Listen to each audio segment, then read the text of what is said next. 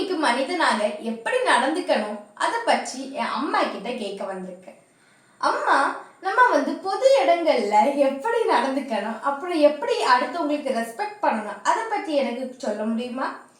இப்போ பொது இடங்கள்னு சொல்கிற டைமில் நம்ம ஸ்கூலாக இருக்கலாம், அது பார்க்காக இருக்கலாம், ஏதாவது பப்ளிக் பிளேஸஸ் இருக்கலாம், அப்புறம் மால், அப்புறம் வழிபாட்டு தலங்கள். இங்கே எல்லா இடத்துலையுமே நம்ம சில என்ன சொல்கிறதுக்கு தேவையில்லாமல் பேசுகிறது, தேவையில்லாமல் சவுண்டு போடுறது, இந்த மாதிரிப்பட்ட விஷயங்கள் பண்ணக்கூடாது.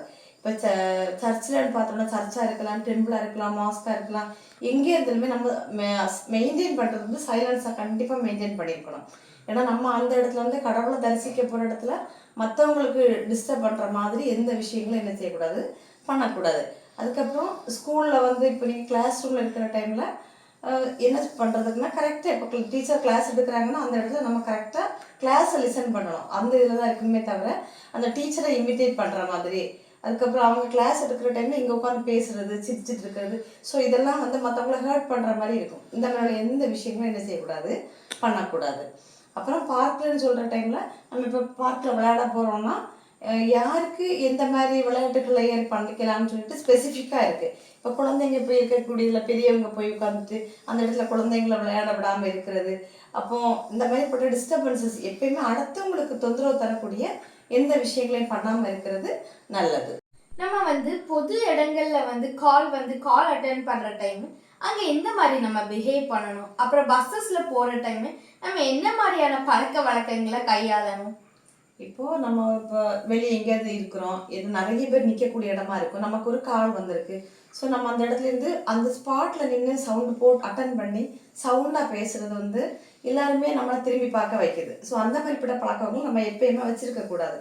நமக்கு கால் வந்துச்சுன்னா நம்ம அதை அட்டன் பண்ணி கொஞ்சம் தள்ளி போய் நின்றுட்டு நம்ம என்ன பண்ணிக்கலாம், நம்ம அடுத்தவங்களுக்கு நம்ம பேசுகிறது, சிலவங்க பேசுகிற டைமில் மொபைல் ஆப்போசிட் சைடு பேசுகிறது வரைக்கும் நல்லா கேட்குற மாதிரி இருக்கும். ஸோ இந்த மாதிரிப்பட்ட இது இல்லாமல் என்ன பண்ணிக்கணும்னா நம்ம மற்றவங்களுக்கு டிஸ்டர்ப் பண்ணாத அளவுக்கு பக்கத்தில் தள்ளி போய் நின்று நம்ம பேசுகிறது நல்லது. அதுக்கப்புறம் நம்ம ரிங்டோன் வச்சுருக்கோம், பயங்கரமாக ரொம்ப அலர்ட் ஆகிற அளவுக்கு ரிங்டோன் இருக்கும்.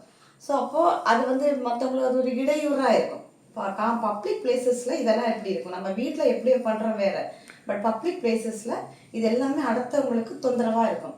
ஸோ இந்த மாதிரிப்பட்ட விஷயங்களெல்லாம் என்ன செய்யணும், கொஞ்சம் மைல்டு ரிங்டோனா இந்த மாதிரியெல்லாம் வச்சு நம்ம பழக்கிறது உண்மையாகவே அடுத்தவங்களுக்கு எந்த விதத்துலையுமே இடையூறுதல் இல்லாமல் இருக்கும். அதுக்கப்புறம் என்னென்னா நம்ம இப்போ பஸ்ஸில் ட்ராவல் பண்ணுற டைமில் பலவிதமான மக்கள் அந்த பஸ்ஸஸில் வர்றாங்க. ஸோ இப்போ நம்ம பஸ்ஸில் இருக்கிற டைமில் நம்மளோட பெரியவங்க வருவாங்க, அதுக்கப்புறம் குழந்தைய வச்சுட்டு வர்றாங்க.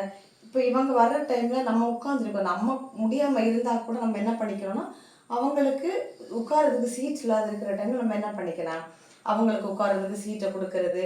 ஸோ இந்த மாதிரிப்பட்ட நல்ல பழக்க வழக்கங்களை என்ன செய்துக்கலாம், நம்ம சின்ன பிள்ளையிலேருந்து அதை கையாளுறது ரொம்ப நல்லது. அதுக்கப்புறம் பஸ்ஸஸில் இருக்கிற டைமில் நம்ம ப்ளூடூத்து காதில் மாட்டிக்கிட்டு நம்ம என்ன பண்ணுறோன்னா பாட்டு கேட்டுக்கிட்டே இது பண்ணுற டைமில் நம்மவே செல்ஃபாக உட்காந்து நம்ம அப்படி பாட்டு கேட்டுக்கிட்டே ஆடி ஆடி போகிறத மற்றவங்க பார்க்குறப்ப அது ஒரு இரிட்டேஷனாக இருக்கும். ஸோ இந்த மாதிரி பழக்க வழக்கங்கள் எல்லாம் பப்ளிக் பிளேசஸில் இல்லாமல் அடுத்தவங்களுக்கு டிஸ்டர்பன்ஸ் இல்லாத விதத்தில் நடக்கிறது ரொம்ப நல்லது. அம்மா, நம்ம இப்போ ஒரு பப்ளிக் மீட்டிங்கில் இருக்கோம், அங்கே நம்ம என்ன மாதிரி நடந்துக்கணும்? ஒரு பப்ளிக் மீட்டிங்னா ஒரு செமினாராக இருக்கலாம், கான்ஃபரன்சஸாக இருக்கலாம்.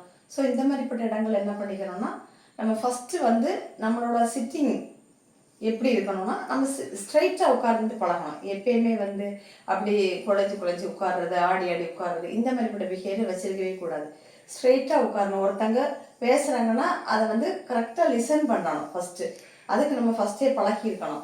அவங்க பேசுகிற டைமில் நம்ம இஷ்டத்துக்கு பக்கத்தில் பேசிக்கிறது, இங்கே பேசிக்கிறது, இப்படி உட்காந்துக்கிறது, இஷ்டம் மாதிரி உட்கார்றது, இந்த மாதிரிப்பட்ட பிஹேவியர்ஸ் என்ன செய்யக்கூடாதுன்னா எப்பயுமே வச்சுருக்கக்கூடாது. சரி, அப்புறம் நம்ம என்ன பண்ணுறது, ஒரு எனர்ஜெட்டிக்காக இருக்கணும், போல்டாக இருக்கணும். ஒரு இடத்துல உட்காந்துட்டோம்னா அப்படி கரெக்டாக ஸ்ட்ரைட்டாக உட்காந்து பழகணும். அதை சின்ன வயசுலேருந்தே பழக்கப்படுத்திக்கணும். அது மாதிரி பெரியவங்க பேசுகிற டைமும் அப்படி தான். அவங்க பெரியவங்க பேசிகிட்டு இருக்கிற டைமில் நம்ம கால் ஆட்டிகிட்டு இருக்கிறது, நம்ம அவங்கள பார்க்காம அவங்க நம்ம ஃபேஸை பார்த்து பேசுகிற டைமில் நம்ம வேறு எங்கேயோ பார்த்துக்கிட்டு பேசுகிறது. ஸோ அது அவங்களுக்கு நம்ம மரியாதை கொடுக்காத ஒரு மாதிரி ஆகிடும்.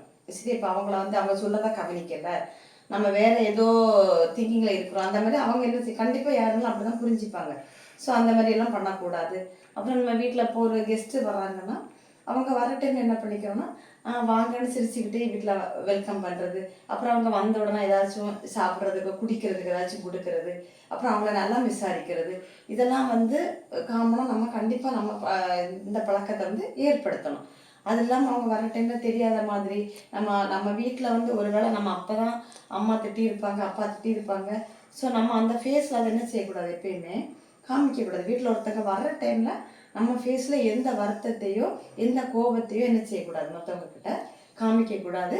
நம்ம எப்பயுமே அவங்கள வந்து சிரிச்சுக்கிட்டே வெல்கம் பண்ணுறது வந்து ரொம்ப பெட்டரான ஒரு கேரக்டராக இருக்கும். சரி, அதுக்கப்புறம் என்னென்னா ஒருத்தங்க வந்து சேரில் ஒரு கெஸ்ட் இப்போ வந்து உட்காந்துருக்காங்கன்னா நம்ம அதை விட மேலே ஹைட்டாக அவரோட பிளேஸில் பெரியவங்க ஒரு சேரில் இருக்கிறாங்கன்னா நம்ம டேபிளுக்கு மேலே உட்கார்றது, இந்த மாதிரிப்பட்ட மேனரிசமும் கண்டிப்பாக வச்சுருக்கக்கூடாது. அம்மா, அப்புறம் வந்து ஹாஸ்பிட்டல்ல வந்து நிறைய பேஷண்ட்ஸ் இருப்பாங்கல்ல, அங்க வந்து நம்ம என்ன மாதிரி நடந்துக்கணும்?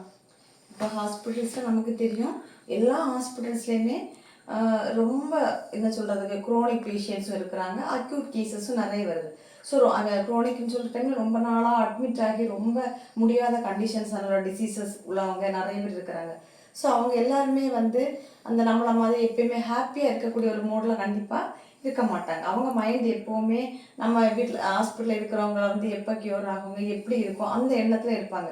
ஸோ நம்ம அந்த இடத்துல ஒருத்தங்களை பார்க்க போகிறோனாலும் சரி, அந்த இடத்துல நம்ம ஏதோ ஒரு தேவைக்காக போயிருக்கிறோன்னா நம்ம அந்த இடத்துல என்ன பண்ணிக்கிறோன்னா கொஞ்சம் அமைதி, அவங்க வருத்தத்தில் இருக்கிற டைமில் நம்ம அங்கே ஜாலியாக உட்காந்து சிரித்து பேசி இது இப்படி கூத்தடிக்கிறது, இந்த மாதிரி பழக்கங்கள் கண்டிப்பாக ஹாஸ்பிட்டலில் என்ன செய்யக்கூடாது, வச்சுருக்கக்கூடாது. அது மாதிரி ஹாஸ்பிட்டலில் போகிற டைம்லையுமே கண்டிப்பாக வரிசையில் நிற்கக்கூடிய இது வந்து கண்டிப்பாக வரும். ஸோ இந்த மாதிரி சுச்சுவேஷனில் போய் தள்ளி விட்டுட்டு போன உடனே நம்ம முன்னே போயிட்டு வரணும், இந்த ஒரு எய்மெல்லாம் என்ன செய்யக்கூடாது, கண்டிப்பாக இருக்கக்கூடாது. எப்போவுமே நமக்கு முன்னாடி வந்தவங்க போனதுக்கு பிறகு தான் நம்ம போகணும். இந்த மாதிரிப்பட்ட பழக்க வழக்கங்களை என்ன செய்யணும்னா சின்ன வயசுலேருந்தே ஏற்படுத்திடணும். அம்மா, நம்ம ரோட்ல நடந்து போகிற டைம் எப்படி நடந்துக்கணும்? நம்ம ரோட்டில் நடக்கிற டைமில் கண்டிப்பாக டிராஃபிக் ரூல்ஸ் என்ன பண்ணிக்கணும்னா ஒபே பண்ணிக்கணும். நம்ம நடக்கிற டைமில் எப்போவுமே ரோட்டோட இடது பக்கம் நம்மளோட இடது கை சைடு தான் என்ன பண்ணிக்கணும்னா நடக்கணும். அதுக்கப்புறம் வண்டிகள் போயிட்டு இருக்கிற டைமில் நம்ம ஓரமாக நடந்து போகணும். வண்டிக்கு இடையூறு என்ன செய்யக்கூடாது, ரோட்டில் நடந்து போகிற மாதிரி பண்ணிக்கக்கூடாது. அதுக்கப்புறம் செல்ஃபோன் பேசிக்கிட்டே நடக்கக்கூடாது. இப்போ நம்ம நடந்து போகிற டைமில் யாராவது கிராஸ் பண்ணுறதுக்கு பெரியவங்க நிற்கலாம், கண்ணை தெரியாதவங்க, கால் நடக்க முடியாதவங்க யாராவது நிற்கிறாங்கன்னா நம்மளால் முடிஞ்ச வரைக்கும் என்ன பண்ணிக்கிறோன்னா அவங்களுக்கு கிராஸ் பண்ணி விடுறதுக்கு நம்மளால் முடிஞ்ச உதவியை பண்ணணும். அது மாதிரி வாகனத்தில் போகிற டைமில் கூட கரெக்டாக சீட் பெல்ட் போடுறது, ஹெல்மெட் போடுறது, இதெல்லாம் கரெக்டாக என்ன பண்ணிக்கணும்னா மெயின்டைன் பண்ணிக்கணும். செல்ஃபோன் பேசிக்கிட்டே வண்டி ட்ரைவ் பண்ணுறது வந்து பழக்கத்தை கண்டிப்பான நிறைய ஆக்சிடென்ட்ஸ் இப்போ நடக்குது. ஸோ இந்த மாதிரிப்பட்ட இதெல்லாம் தவிர்க்கணும்னா நம்ம என்ன பண்ணிக்கலாம்னா நம்ம ஒரு நல்ல ஒரு மனிதனாக மாறணும்னா இந்த மாதிரி விஷயங்கள் வந்து கவர்மெண்ட் ரூல்ஸையும் கண்டிப்பாக நம்ம ஃபாலோ பண்ணித்தான் ஆகணும். அதுபோல் நம்ம வாகனங்கள் ரோட்டில் கொண்டு போகிறதும் தேவையில்லாமல் ஓவராக சவுண்ட் ப்ரொடியூஸ் பண்ணக்கூடிய வாகனங்கள் கொண்டு போகாமல் இருப்பது ரொம்ப நல்லது. இப்போ சில வண்டிகள் எல்லாம் போகிற டைமில் 1 கிலோமீட்டர் தாண்டி போனால் கூட அதோட சவுண்டு அவ்வளோத்துக்கு நம்ம ஹார்ட்டில் வந்து அடிக்கிற அளவுக்கு இருக்குது. குறிப்பாக வந்து 2 வீலர்ஸு. ஸோ இதெல்லாம் வந்து ஹார்ட் பேஷண்ட்ஸு, அப்புறம் ரொம்ப வயசானவங்க, அவங்களுக்கு வந்து சடனாக வந்து அந்த ஹார்ட்டில் ஒரு பாதிப்பை ஏற்படுத்தக்கூடதா இருக்குது. இந்த மாதிரிப்பட்ட வண்டிகளை வந்து தவிர்க்கிறது ரொம்ப நல்லது. அப்புறம் அந்த கோல் நம்ம ஃபுல்லாக பார்க்குற டைம் என்னென்னா எப்பயுமே நம்ம ஒரு நல்ல ஒரு மனிதனாக மாறணும். அப்படிங்கிற டைமில் நமக்கு ஃபஸ்ட்டு தேவை வந்து சைலன்ஸ் தான். நம்ம எல்லா இடத்துலையும் அமைதி என்ன செய்யணும், காக்கணும். நம்ம ஜென்ரலாக பார்ப்போம், ஒரு ஹாஸ்பிட்டலாக இருந்தாலும் சரி, ஒரு அரசு அலுவலகங்களாக இருந்தாலும் சரி, எல்லா இடத்துலையும் என்ன எழுதியிருப்பாங்க, அமைதி காக்கவும்னு போட்டிருப்பாங்க. ஸோ அது எதுக்காகனா எப்பயுமே அடுத்தவங்களுக்கு இடையூறு இல்லாமல் இருக்கிறதுக்காக தான். எங்கேயுமே நம்ம வந்து அமைதி காத்தோனாலும் சரி. அப்புறம் வந்து பொறுமை, நம்ம முண்டி அடிச்சுட்டு போகாமல் எல்லா விஷயத்துலையுமே கொஞ்சம் பொறுமையோடு இருக்கணும். அப்புறம் வந்து ரொம்ப ஆத்திரப்படக்கூடாது, கோபப்படக்கூடாது.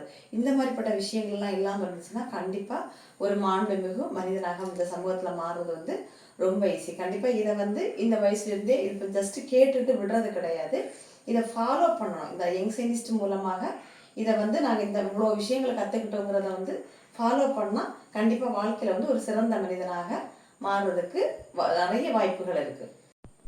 ரொம்ப நன்றி அம்மா. நான் இன்னைக்கு வந்து எனக்கு தெரியாத விஷயங்களை கூட நான் நிறைய தெரிஞ்சுக்கிட்டேன்.